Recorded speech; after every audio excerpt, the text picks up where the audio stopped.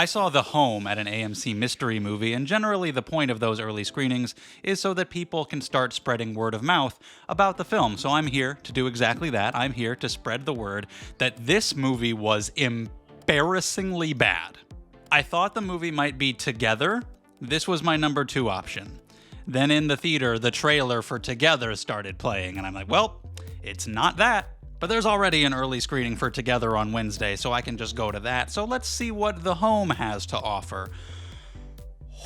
I wish it had been Together. I haven't even seen that movie yet, but I know that I would rather watch that twice than have had to watch this once. It comes out later this week. There won't be any spoilers, don't worry. Essentially, you have Pete Davidson as this guy who has to do community service working at this retirement home, and creepy shit starts to go down. He thinks there's some illegal, heinous activity going on involving these old people. And I do want to give the movie credit where it's due and start off with a couple positives. I think the supporting cast is pretty good. A lot of the people in this retirement home, like John Glover, it was nice to see him. He's good. There's this one woman who Pete Davidson befriends, and she was actually a really likable presence. And so some of those actors were contributing nicely. There's a surprising amount of blood and gore. There were a few moments that were more gnarly than I expected them to be. And then when you get to the third act, things really very suddenly take a turn, and I will talk about the story elements of that later and how absurd the entire thing is.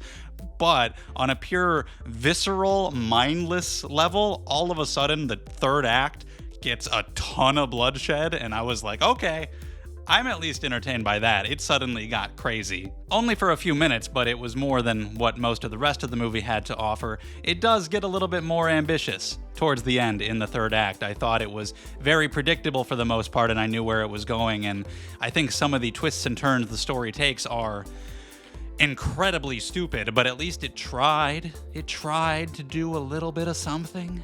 But oh my god, it's actually shocking, I think, to see something this bad. You know, if you have like the PG-13 Blumhouse shit, or like the Winnie the Pooh Blood and Honey shit, the things that you know are gonna be bad, you expect what they're gonna be like already. But for something like this, an original R-rated, theatrically released, big studio distributed horror movie, I don't go in expecting them to be this bad. This could be the worst horror movie I've seen all year. I don't know. I'd have to think about it, but it's up there. I was shocked, and my entire theater was laughing pretty consistently, and it is not a horror comedy. This film is so incompetent at establishing scares, it's crazy. And it's directed by James DeMonaco, the Purge guy. I didn't even know that until his name popped up at the end, and I've never particularly been a fan of those movies, but I didn't know he had something like this in him. Dude, what the hell? There is no building of atmosphere at all. Pete Davidson arrives at this retirement home, and instantly they're pulling out all of the cliche stops. There's a creepy old person staring out the window, and the camera starts slowly zooming on them, and we cut back to Pete, and when we cut back to the old person, cut back, and it's just focusing on the old person staring out the window, and I'm like, we get it.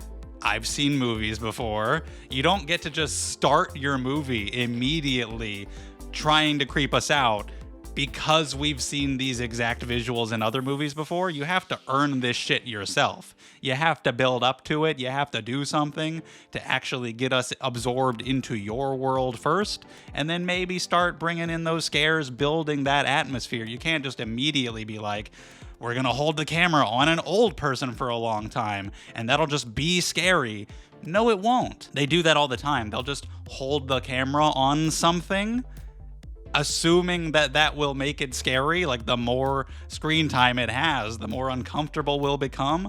But the thing you're showing has to be scary, and it never is. They'll show these really odd shots of some of these old people and some masks that they wear sometimes, and it just looks silly.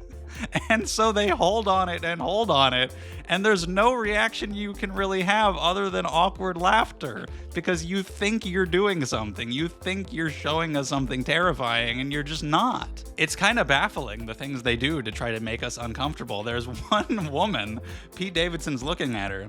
She looks over at him. The camera zooms in real tight onto her face. Then it moves down to her mouth, and she goes... And the best part is, it happens twice. She does it again later. She goes, "Are you scared? Am I scaring you? You're probably really intimidated right now." There's so much shit like that where the direction just doesn't actually build a real serious tone. It comes across as completely silly, but you can tell by the story and what they're trying to do, they're trying to take themselves extremely seriously. There's so many times where there's action, like somebody has to kind of wrestle with one of the elderly patients a little bit, try to tame them when they're going wild, and it's so badly staged. Like somebody at one point gets hit in the head and knocked out, and it's so unbelievable the way they film it that could have happened, that again, everybody in my theater started laughing. There were these guys behind me. They were just douchebags. They were talking and like chuckling at every little thing the whole movie. They wouldn't shut the fuck up. I would have been a lot angrier if it was at a good movie. I couldn't be that mad at The Home. Still, fuck them. Theater etiquette. What the hell? But it was one of those things where the fact that they were willing to laugh at some of these things kind of told everybody else in the theater that like, it's okay to laugh. And so a lot of them started joining in, and it was warranted. Sometimes I think there are people who try to put themselves above the material, especially when it comes to horror. They're like, oh, you're trying to scare me? Well, guess what? I'm better than that. I can be the big tough guy and I won't be scared. I'll just laugh at everything you do. And it's like intentionally not letting yourself be engrossed in the art. And I think that's lame. And I think people do that sometimes.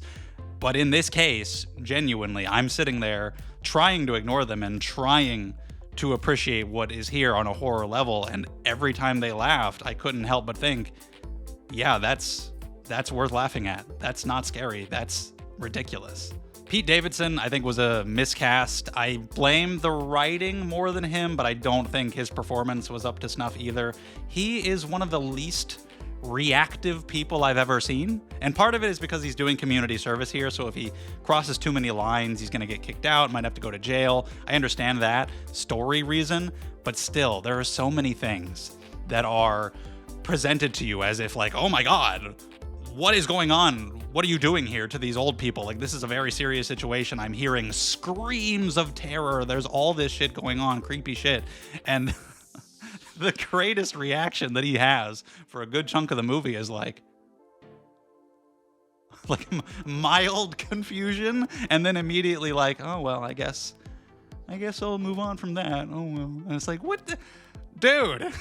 After like the first incident, I would have been setting this place on fire, and you don't seem to give a single shit until the third act. Because the movie needs him to stay there, so they can't have him react that strongly. I don't think his performance was very good in that regard, and I think the way the character is written just really didn't help, because they write him to be really bland. At the beginning, they set him up in kind of an interesting way, where he has this trauma in his past that has led him into this criminal life, and now he has to come here and help out these old people, and there might be a serious arc for him to undergo. It's a good setup, but then as the movie goes on, he's really boring to watch, because he's just kind of wandering around passively being like, mildly confused at things that should be getting a much bigger reaction out of him.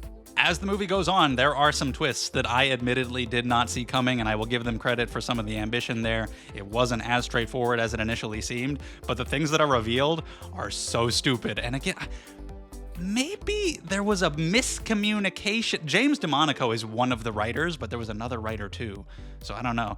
I don't know if I can blame miscommunication between writers and directors. With Pete Davidson and the way this story unfolds and how stupid it gets, you would swear this was meant to be a little bit tongue-in-cheek, but I'm telling you, the way it's directed, the way it's shot, it's so ugly a lot of the time. The atmosphere is so poorly built. The scares are so poorly framed to be ridiculous that it is clearly trying to be very serious.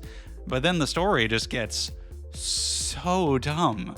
Things they start talking about, like the 180 that it does from where we were before, I was like, I'm kind of in awe.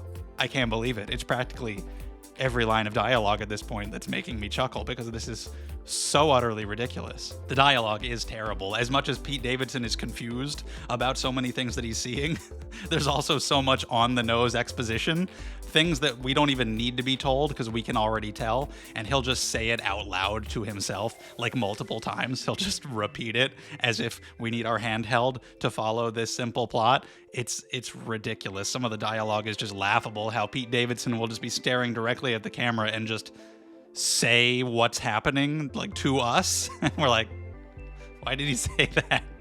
That was so awkward. There are a ton of dream sequences. There were at least 4. And I'm like, oh my God, I get it. He has trouble sleeping. He's having nightmares about these events. I know. Stop wasting my time. These dream sequences don't matter. They don't contribute. Get on with a story. You barely have much of a story to tell. You're filling the movie with all these dream sequences. It's so lame. It's so clear that they're trying so hard to shock you with this imagery, and it just never works. It always comes across as awkward. The music is super overbearing, and I'm not blaming the composers for that. It's just the fault of the film because it's blaring so much. It's so loud, like all the time, that it's clear that they think that music is accompanying scary things. And when it isn't, it just comes across as obnoxious, like you're trying to tell me these things are scary with your music when you haven't actually made them scary at all. And it feels like you're trying way too hard to sell something that you do not have. I think that's about all I have to say. I don't recommend it as a so bad it's good watch. Not in theaters anyway, but if you can watch it at home and with some friends, it actually might be good in that way. Because there's some things you kind of have to see for yourself. It's hard for me to exactly describe how poorly staged these scares are and how it fails to build this atmosphere. You just have to see for yourself and see that, oh yeah, that's not scary. That's funny. But this was a colossal failure, and I was shocked. I couldn't really believe it. But if you've seen The Home, you were looking forward to it, whatever you think, agree, disagree, let's talk about it down in the comments below, because this was all just my opinion, although people in my theater would probably share my sentiments, judging by all of the laughter. Thank you so much for watching. If you enjoyed this video, leave a like, subscribe if you want to see more from me. I will be seeing Together tomorrow. Hopefully that'll be way better than this. That review will be up. Thank you for the support, and I'll see you next time.